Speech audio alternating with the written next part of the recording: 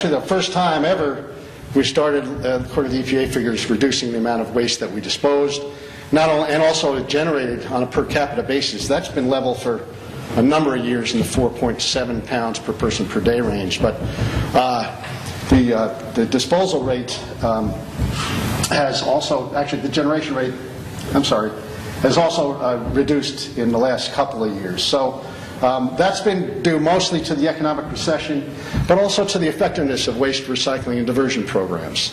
The other thing, though, that you may not realize is something else has happened in the United States, and I'm referring to this as the disappearance of the tipping fee differential.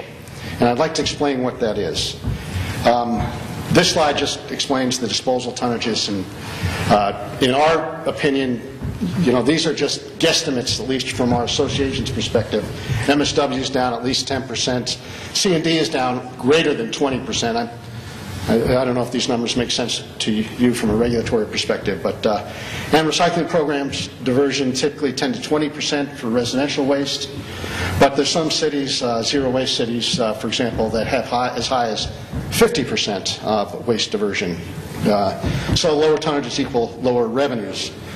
But now I'd like to talk about this different, the development that's happening you may not be aware of.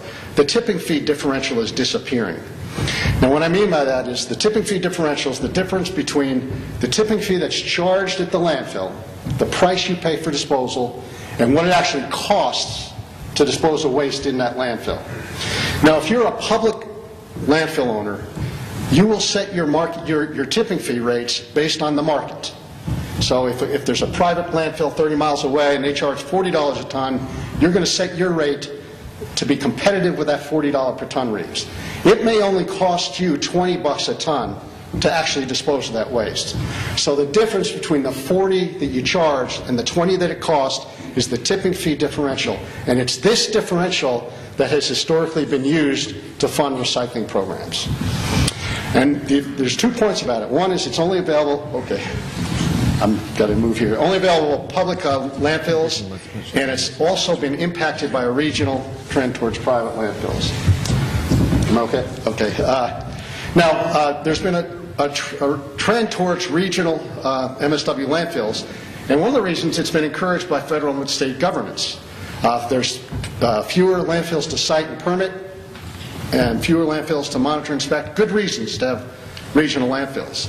And also there's economies of scale. You can see here the 2,000 ton per day landfill is about half the cost of the 200 ton per day. So economies of scale and fewer